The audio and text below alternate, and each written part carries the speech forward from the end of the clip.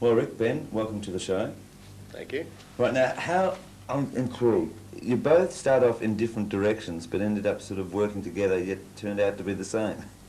Well, it turned out to be the same. Well, no, you what can see I'm he's a Pratt and I'm an intelligent writer, so Sorry? I don't know how close that is to being the same. But Pratt. yeah, that's an English word for Sexy. idiot.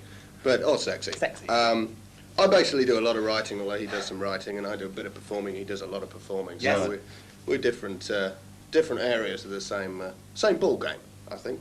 Okay, but what I'm trying to say is that you started off in totally way apart, you know each other when you first started off. Not at birth, no, but we met sort of about 18 years after that at university. Yeah. Yes, we were both at university We were together. students and very radical and quite socialistic. I don't know how that goes over in Australia. But, you know, our politics brought us together, politics of drinking and having a laugh. And when he became an incredibly funny man on the London alternative comedy scene, he needed someone to write his jokes. Yes, basically. So Ben writes some of my jokes, and I tell them. Mm. So, all right, let's start off as you as a writer then. Yeah. At university, what were you studying at university? I did drama, as did Rik. No, that's fine. Talk to Ben. Time is money, love. Yeah, I did drama at university, but I must say my extensive lack of knowledge of various Middle European playwrights has done absolutely nothing for my career. But it did. It was a wonderful thing. Free education for all was a brilliant thing to be able to do. And I wrote lots of comedy plays, and he saw some of them. And I've been writing ever since. And although it says there, when a thing called alternative comedy started in about 79, 80 in London, Rik was doing a lot of stand-up gigs with Viv, Adrian, who plays Vivian. Right. And they thought about putting a sitcom together, and myself and Lisa Mayer, who's the other writer, and Rik wrote it. And the rest is showbiz history, I think. But I've been writing ever since. I mean, I write all the time. Right, before we go into it, plug my own shows.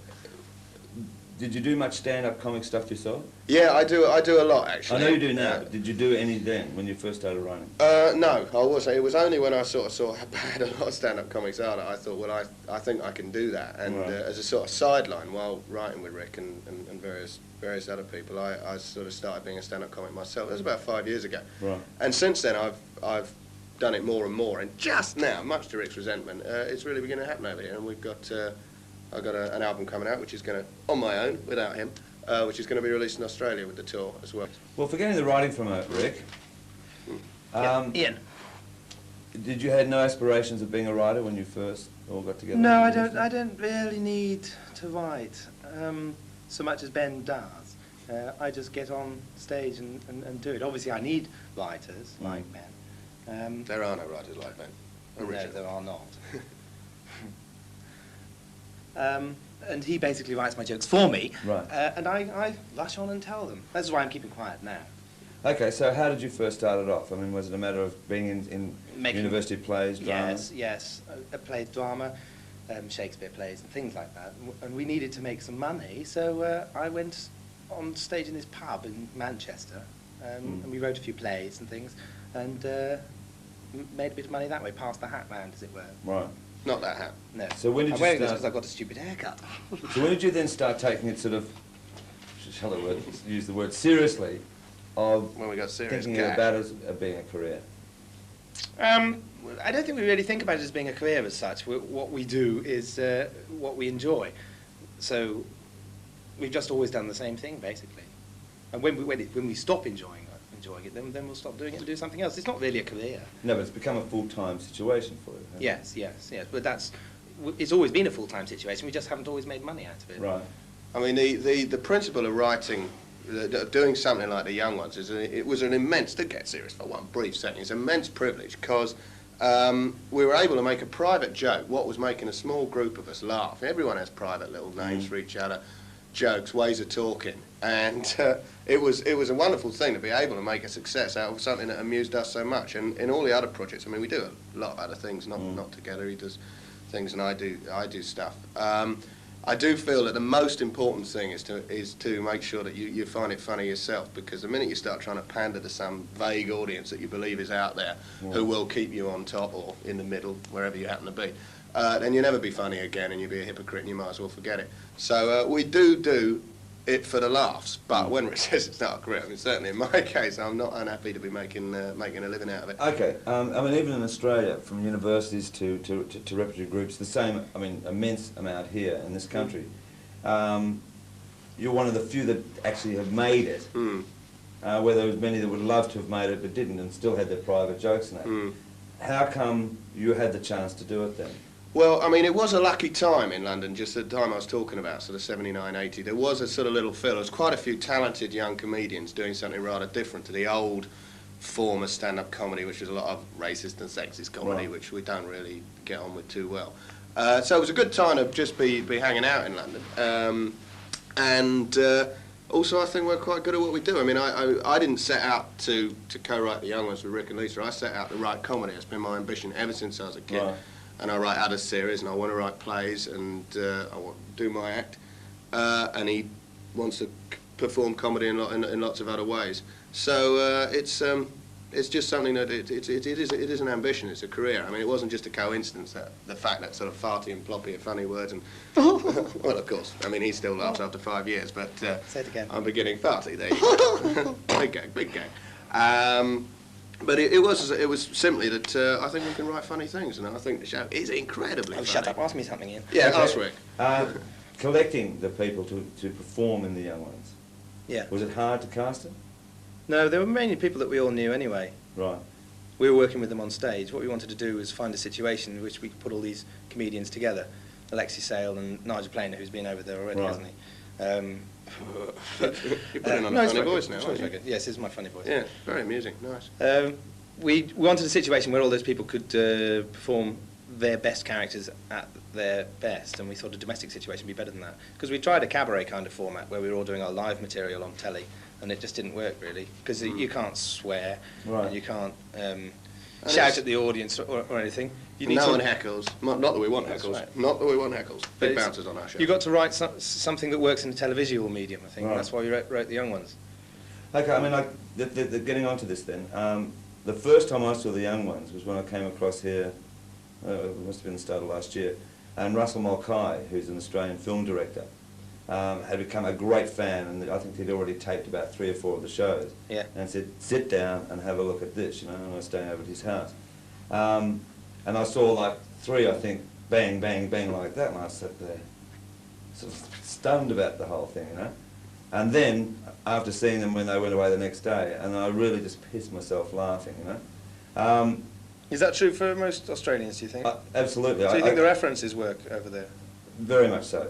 But what amused me in the sense of that and puzzles me is that you would have written it basically for an English audience.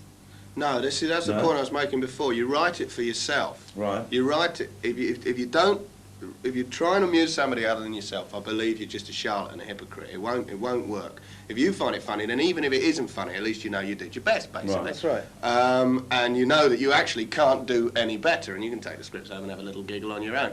Now, obviously, the references, it's impossible when you just come out of college or whatever you happen to be doing, not to back reference to things that are in your mind, and, you know, fashion and pop music and whatever. No, but I think there's an underlying theme to the programmes which are quite universal and quite general. I mean, it's just the selfishness and the idea hypocrisy of youth, for a start. Yeah. The incredible. We are young, you know.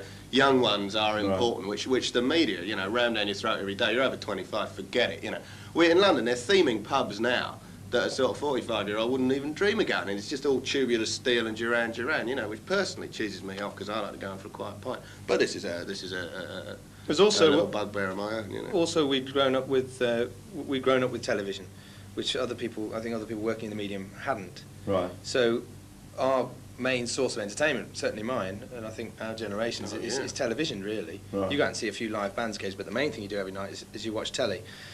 So we wanted to make specifically something that was the most entertaining, in our terms, the most entertaining, exciting and wild television show we could. I mean, my favourite programme when I was a kid was Python. Monty Python, and The Kings. What you liked about that was just that it was so exciting, you didn't know what was going to happen from one minute to the next. So that's why we didn't want to have incredibly clever plots or anything like that. We just wanted to create a situation where anything can happen, so which is why we have the little sketches in the middle of it and characters, and then the plot's often just thrown away at the end and is of no importance except to lead into a few gags. Okay, after sort of realising how successful, after, you know, X amount of shows shown here, how successful the show had become in this country, and then, you know, the talk goes that the show is going to be shown in Australia. How did you think it would be received?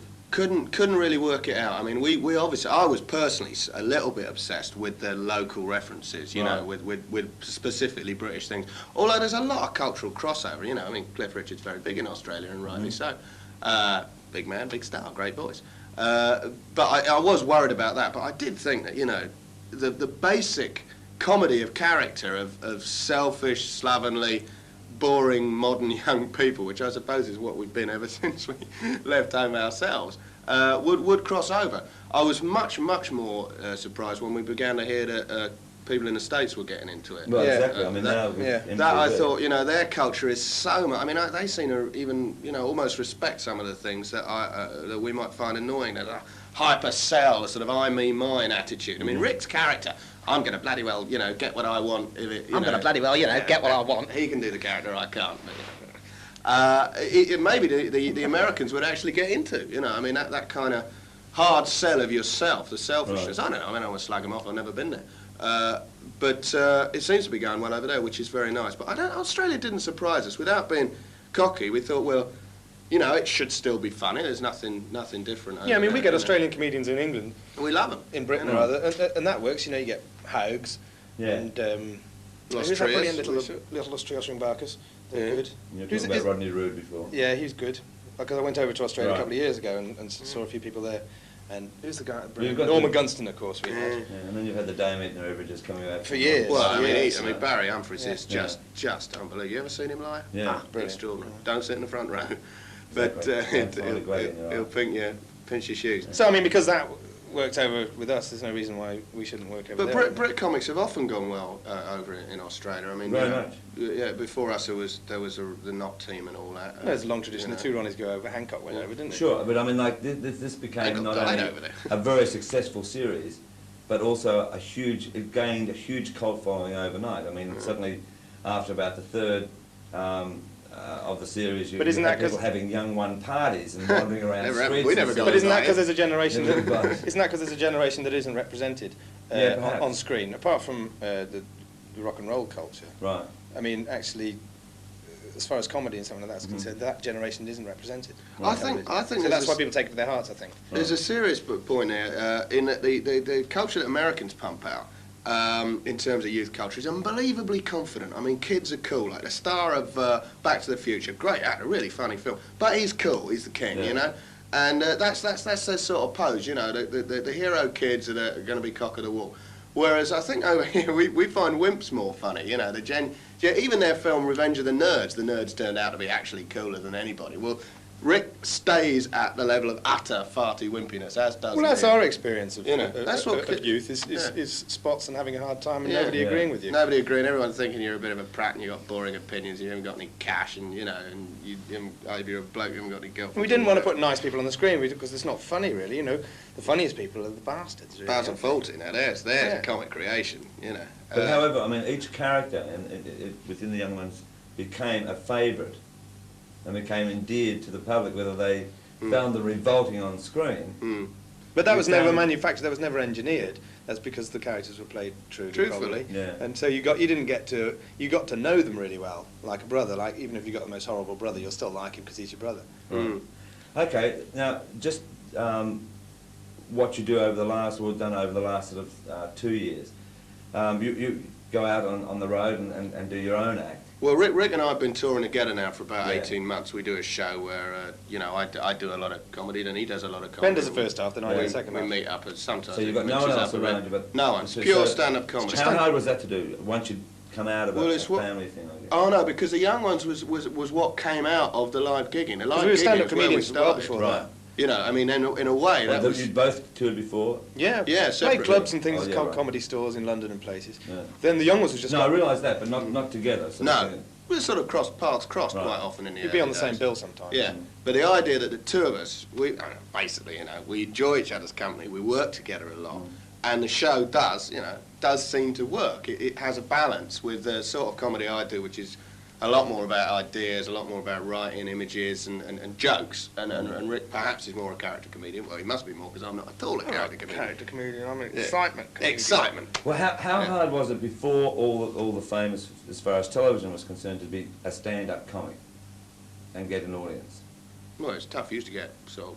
There wasn't much of a tradition either, you see, because TV killed all the musicals and everything. Right. There was the only people who kept it going were the bands. They're the people who kept it alive, apart from the theatre, which is silly. It's true, actually. I mean, when in about 5 years ago, there was about 2 sort of pubs that you could gig in as a totally unknown comedian in London. We used to play the rock and roll circuit, really. You play at the pub rock, you know, where somebody gets up with a guitar and plays old Buddy Holly hits, you know. Then you maybe have a stand-up comedian. It's got a lot better recently, because there's a sort of short tradition now. I mean, in a way, with the young ones, they're the sort of older generation. There's other people around London now just beginning to gig. And so I think there is a circuit now, which is good. But at first, certainly, it was weird, and we met quite a lot of resistance. I mean, you play at midnight in a London pub that's got an extension, you're going to get 50% wally who are just in there for the drinking. Right. And they give you a serious C into when time comes for heckling. After the program came out, it was much. Well, it gets harder and it gets more difficult because people have a higher expectation of you, but you get a full theatre. Okay, before we talk about the show we can expect in Australia, Rik, I mean, I read somewhere where a comedian should be, in fact, the best actor in the world because of their timing. They've learnt their timing to a craft. To do serious acting, do you enjoy it? No. Do you do much of it? No. Why? Because it's too boring, really. Yeah. I mean, what I like my heroes are people who create in a live situation tremendous excitement. I'm reading a book called Hellfire at the moment, which is Jerry Lee Lewis's biography. Right. And the things those boys used to get at him, and Little Richard in particular, it's like the Sex Pistols for that reason as well. They're just Hendrix, people who just create incredible atmosphere live. Now that's a very delicate thing to engineer, but you don't get that if you're doing, I don't know, Hamlet or something straight. You don't get that same kind of feeling of real excitement in the theatre. So that's really the reason I don't do it. Also, I mean, well, for me it's different because I mean, I have only one performance skill, and that's stand-up comedy. I can, you know, I can do that, or at least people laugh. You know, maybe you lot won't. I don't know. But I can't act, so a question never arises. But I write comedy. I mean, I don't just write the young ones. I write series for just finished with a series for Rowan, and don't sniff when I'm talking about other people's shows. And just generally, you know, I do a lot of writing, that's what I do, but I'm interested in writing comedy. But when you say serious, you see, I'm serious about my comedy. Right. And Rik's serious about that excitement he's talking about. It's not something, you can't just go on stage and bang a bottle on your head and think people are going to be excited. There's got to be wit there, there's got to be ideas there, there's got to be something to draw people in. I mean, everybody's seen the local bloke who thinks he's a bit crazy, just basically farting around on the end of the block. But for me, it's a very serious business, writing things as funny as you can possibly write them. And I spend sort of 10 hours a day doing it. So that's, as far as I'm concerned, it's serious. There's much more to comedy than just laughing. Yeah. But I know who made the statement. It was Sir John Gielgud, of where he's gone into comedy, especially like with Arthur and things like that. And he found it extremely satisfying, but he thought it was extremely hard with the timing and just that perfection. That's where it is on film. A comedian should be the best actor in the world, you know, even playing a straight role. That's the point. I mean, the difference between live comedy, even something like The Young Ones, which is basically a live performance recorded. I mean, obviously you can stop and retake, but it's still got some of that excitement. But film comedy, I mean... Well, you haven't got an audience there. No. So you can't really... I mean, you can use from your theories, you know, whether something's going to be funny or not. You can leave a pause long enough so the laugh won't cover the feed for the next line. But it's very difficult on film. I don't particularly enjoy doing film. TV is different because you've got a studio audience, but the best of all is obviously live. But then you found someone like Sellers being able to sort of... Well, he's a genius. I mean, it can be done. I'm sure we'll crack it one day, or I hope we will. But I don't have any great ambition to write film. I mean, I've had the opportunity to do so, but when I write something that lasts more than half an hour, it's going to be a play. Right. Because I'd like to write 10 brilliant farces that could go around, and one could have different companies doing them, and we could reach a large audience just by reviving live work. I mean, sure, there's nothing wrong with film. I love going to the movies.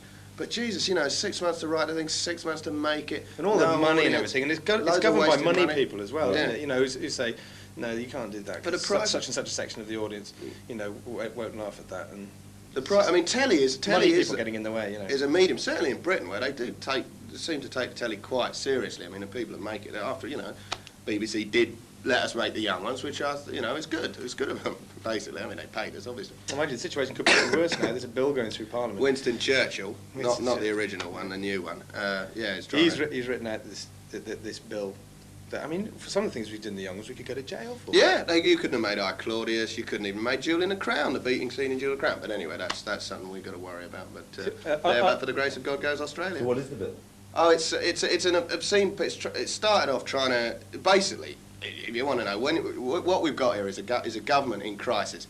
And when you've got a government in crisis, they desperately seek round for a massively populist issue to avoid the wider issues like the economy and unemployment. Hence the Channel Tunnel fuss. Hence and Channel Reagan Tunnel. making a fuss about Star Wars. Yeah. You know, all this. So we've got our government, the Tories, have finally realised they can't pull law and order on us anymore because the street fighting's getting so bad. It's, you know, so you know, searching around. So now we've got a huge anti-heroin campaign, which is cool. But the reason people are taking heroin is because they haven't got jobs and they haven't got anywhere to live. And we've also got a huge now. We must get violence off the screen because kids are being violent in the streets. Obviously, everyone knows the reason kids are being violent in the streets because they're living 40 floors up in a place with no lift and their heads are getting affected. But basically, it's a silly side issue to divert opinion, and we're going to suffer because we won't be able to make series through the young ones. Not that we're going to anyway, because we wouldn't sell out. Okay, I've got to ask this We've because... got to change tapes, I'm Right, afraid. sorry. You have to ask us this, yeah. Yeah. Right? Yep. Yeah, I mean, a big question at home, and you saying it downstairs about MTV and said, what, you've only made 12 shows. The same big question came up at home, where people want to see more, and suddenly, you know, the network was saying, well, there's no more, you know. Well, I think we exhausted the situation there. The second series, I think, was better made than the first, but we were restricted by not having so many things we could do because we'd already done them. Right. You know, if you want a feeling of anything can happen, a real feeling of excitement, then you're not going to be able to get that if they say, oh, that's the program where, you know, it's more than likely the wardrobe will explode now, or it's more than likely that Rik will shout "bam" or something. Yeah. Then it's not as exciting because you kind of expect anything. So we thought we'd knock it on the head there and work on something else. Which we are doing. Also, the guys aren't that young anymore. I mean, Nigel's over 30. Right. Leg's over 30. Yeah. You're nearly blooming 30. I'm nearly 25. And yeah, and I'm 13. The other side of the coin is, I mean, you must have had that experience of thinking, oh, I wish they hadn't done that. They were the heroes. I loved them. I just wish they hadn't done that piece of crap work that we're all going to have to forgive them for. And of course, you always do. I mean, my heroes, you know, they can really do, you know, what they want. But there's a niggling doubt about why do it. You know, you're so good. Stop while you win. We're not going to stop. We're at the very start. But I mean, we knew Series 2 was better written, was better performed, etc. But nonetheless, the edge that Series 1 had, the real feeling, the shockwave that it created, which, you know, surprised us and was very flattering and encouraging, was already just ebbing off. You see, you're getting the same reaction that we got to the first, when the first series went out, because you're getting all 12 at the same time, presumably. But there was a year and a half's gap. And people said, it was the same with Fawlty Towers. The second series of Fawlty Towers, of which there were only 12, was fabulous. But just at first, people went, it's not quite as good Same as as it. last time, isn't it? And I mean, the way you can grind it out and grind it out. I know, like, a lot of people say, oh yeah, but another 6. I mean, I'd like to see another 6, or at least a Christmas special or something. But we're talking about a year and a half's work. I mean, Cleese said the reason Fawlty Towers was so brilliantly simple was because he spent longer writing it than any other piece of work he's ever done. That was why it was so simple. 6 weeks an episode, all day, every day. Getting it down to that. And although, I mean, we work pretty hard on the young ones as well. It takes a long time. But there are more, I mean, there are more things than that. I mean, it was a programme about Something we were Britain then. in the early 80s and what we were interested in then. And we're now coming into the second half of the decade, and we ought to be writing something perhaps more contemporary. Mind you, I'm not slagging the thing off. I think it's Brilliant. I'm very proud of it. Yeah. But there is a we need to situation, move on I as don't know whether writers. you ever did it with Fawlty Towers, Yeah. where, you know, people would tape them all and suddenly, and you could watch them like you'd play a record. I mean, you know, Well, I mean, that's with good. films, you buy a film, like a video cassette of some film, you put it on once and probably never see it again, you know. The same things happen with the young ones, where people go home after Give us their addresses. It's blimmin' illegal. Well, I don't know their addresses, but some people I hear do. Cash you're watching on your videos. Well, don't come around at home then. But I mean, people do enjoy it. Do you enjoy sort of sometimes looking back at the series? I don't watch it. I mean, I do. He watches himself every night with a huge bottle of whiskey and a shaking cigar. You know, I used to be funny. I used to be funny. But I never watch anything again. But that's because I'm still in work. You see, and this guy's a has-been. You know, I mean, I've been working on lots of other things. Sold out. He's worked for Rowan Atkinson, worked for people who went to Oxford and Cambridge. Yeah, trying to make money for himself. But I'm working myself, writing a brilliant play, which you're going to see soon. But the thing about Rick saying it was when we were then, I don't think it was so much the early 80s. I mean, I first tapped a line of the young ones. I'd only been at a university a year and a half. I've now been out 6 years. Yeah. You know, not that it was I mean, they were 4 students, but we dumped that pretty quickly. You know, it was just 4 young people. But, you know, there was a lot of resonant images that one wanted to get out, and we did it, and they all came out. And if people enjoy watching them over and over again, that's terrific. And we're doing this live show, which is an extension of a lot of those ideas, although no way is a young one show. Obviously, there's only one of the performers is there, and only 2 of the writers.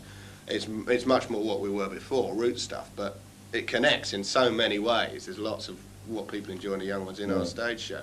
And what we do next will not be a million miles from that, because it comes from the same brain. And as I said at the beginning of the interview, you've got to amuse yourself. And I don't think our senses of humour have changed massively.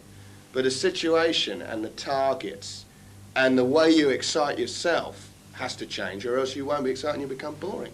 Yeah, I mean, it's much better than to let it drag on for series after series until it's really crap. Right. And everyone says, well, it used to be good in the beginning. You know, why not stop at the beginning? There was one more good series. I'm certain we could have done 18, and I think it's good we only did 12. Right. Maybe we will. Okay, let's get back onto the Australian side of the tour going down there. You obviously both enjoy being on stage and working with a live audience. Certainly. The most important. Does it alter... Do you alter much performance from the audience?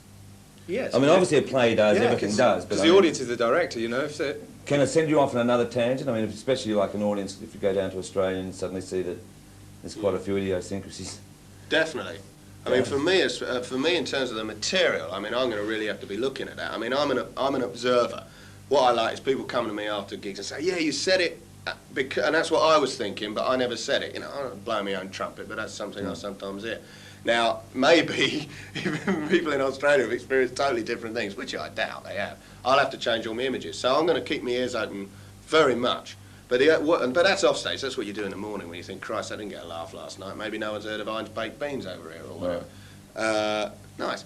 But on stage, if you get an electric audience, as Rick says, if it's the director, then the chance to improvise is fabulous. If you've got your set firm, you know what you're doing, and something happens, something good happens, you get a laugh where you didn't expect it, then of course, yeah, it's a constantly growing thing, and you think, Christ, I wish I'd take that gig, because then I'd remember the improvisation. Right.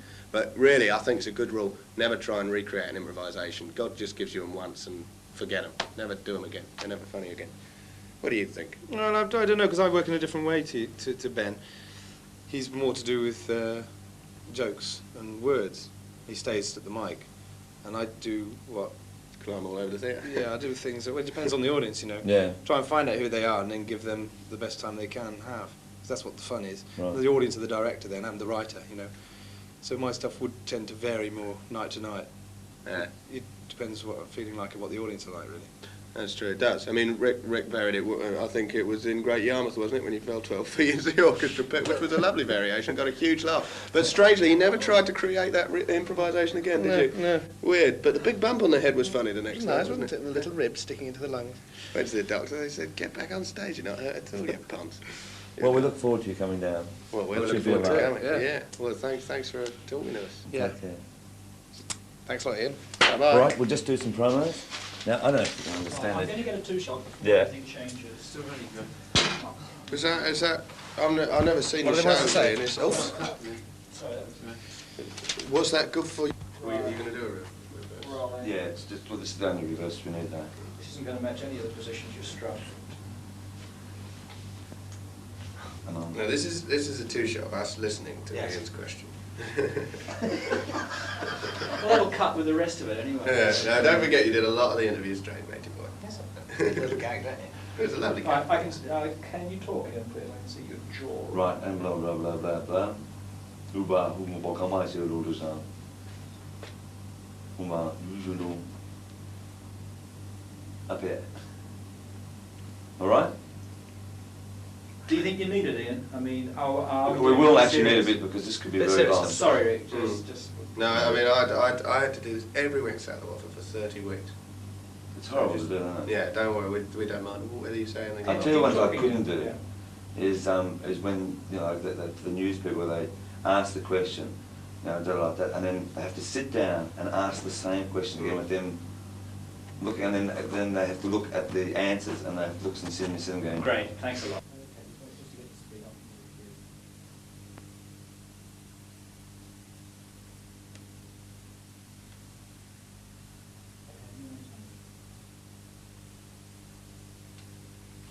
Good evening, Australia. Get this. Coming up soon on ABC TV at 8:30, Thursday, March the 13th, D-Generation.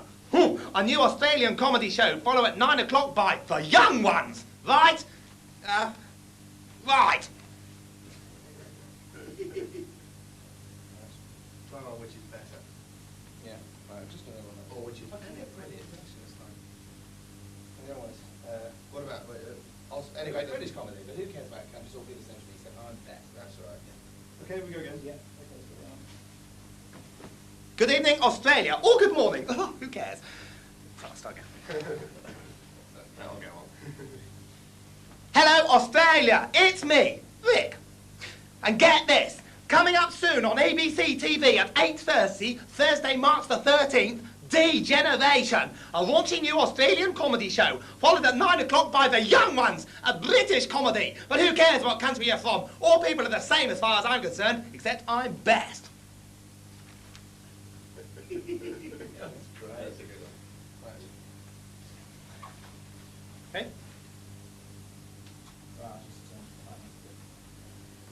you must have had a lot of fun, mate. Yeah. Yeah.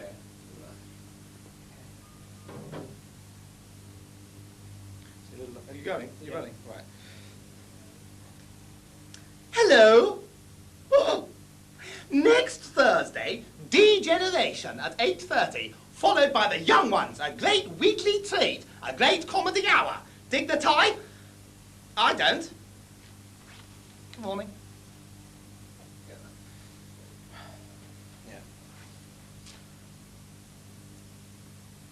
Running? No, you say I've been asked to read this. Hello, Australia. I've been asked to read this. That's that done. Oh, little joke there for Australia. Yes, get this. Next Thursday, D-Generation at 8:30. 8:30. D-Generation is at 8:30. Followed by The Young Ones, a great comedy hour from a great television station. Nice one, Channel 9. No, Channel, what is it? Channel... See you next week.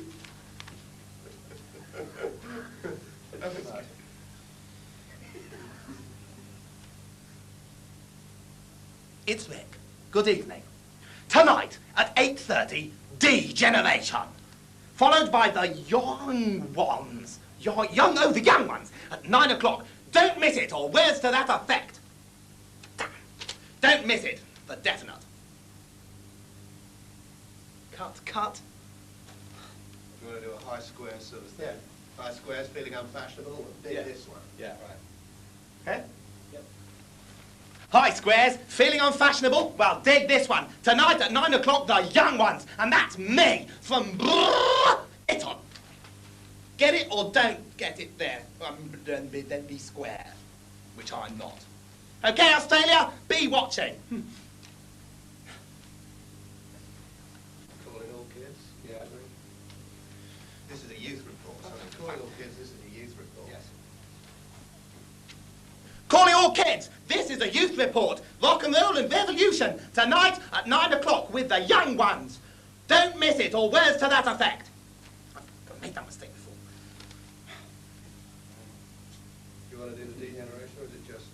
Yeah. We should try a couple coming out without a sort of mistakey out. Yeah. You know, get it right on. It's brilliant, and if you don't like it, you're stupid. Can we And do so's that your one? mum. We're just doing it like calling all you kids Yeah. and teenagers and rock lovers, right? Pop lovers. And we'll have this on, because the countdown's on the Sunday night, so we'll have it straight after, like, the number one, bang into this, right? this Thursday. Don't miss the young ones. Well, that was a great team sound, wasn't it, kids? Mum's out and it's time to get going or something. Is it the end of the programme? Yeah, we'll do it at the end of the programme, and it'll be the promo for the Thursday, coming this Thursday, the young ones. So it's next Thursday? Yeah. I don't know. That was a great pop sound. Yeah, come on, you your hat in. Do you mind? Right. Right, we've got speed. Get the cowboy. Okay. Yeah. That was a great sound. Next Thursday. That was a great pop sound, wasn't it, kids? Let's hear something better. Hey, that was a great pop sound, wasn't it, kids? But next Thursday there's something even better. Yes, it's rock and roll time. It's get down. It's revolution. It's Rastafarian. It's everything you want. It's me in the young ones. Ooh! Dig the hat? Get the cowboy look, it's going to be bigger than I did. Yeah. Try being a bit sort of cool. Hi, kid. How do you sit here, Noe? Yeah, Like that. Friday. How do you pronounce your surname? Molly. Molly. They call you Molly, or Ian Molly. No, yeah, come on. Where I come Yeah. from, Molly's a girl's name. Yeah. Okay? Hi, kids. Molly here. Hmm? Where I come from, Molly's a girl's name. Sorry, Molly. Sorry. Not there's anything wrong with being a girl, right on. Hmm? Not there's anything wrong with being a girl. Let's not be sexist, kids. That's too complicated. Yeah, do that one, that one again. But plug the show as well. Right, plug the Young Ones or Degeneration No. next Thursday. No, next Thursday, Young young ones. ones. Right. Okay? Right. Hi, kids. Molly here. Where I come from, Molly's a girl's name. Not that there's anything wrong with being a girl. Let's not be sexist. Next Thursday, kids. All right, coppers. Next Thursday, kids, watch the young ones at 9 o'clock. It's brilliant. And I'm in it. Me, Molly, the girlie who runs this show. That's it. Cut. That's great. That's unreal. Unreal. Yeah, that's you got, is that, Yeah. is that cool? So that's enough of that. It would be. Trouble is we don't know where or when we're doing Yeah, it. we don't know. We're going to be on your live stages soon. Yeah. You know. Mine's been out. Mine's been up. Yeah. Will these go out after you've shown the interview? We're on tour at the moment. Don't know where. Don't know where, but it's going to be brilliant. So come and see us. So don't bring your mum. Yeah. Unless she's really bored. Don't bring your parents. Not being ageist or anything. Tell you what, I'm just going to use it. Yes. And we're on tour. Yeah. Yes. I'm Rick's mum, Ben Elton, and we're We're on tour. on tour At the moment. Don't know where, don't know when. But it's utterly, utterly brilliant. So come and see us. And I'm Ben. And don't bring your parents. Okay, we've got speed. Okay. Yeah. Okay, we'll come into it. Ready? Mm-hmm. Hi, kids. My name's Rik Mayall, and this is my mother. Yeah, I'm Rick's mum. My name's Ben Elton, and we're on tour on your stages now. And we don't know where. We don't know when, We don't know why. but it's going to be utterly brilliant. And I'm going to be the best. No, I'm going to be the best. So come and see us, and don't bring your parents. No. That's it, isn't it? Right, one more. Just do one more. Right. Just a variation. That was great. Hello, kids. Mine's Rik Mayall. Well, so we can do two. We won't put the same jokes. So have a can of, what about, so have a, rip open a can of Coke, buy some crisps, you know, and get down to where the action is.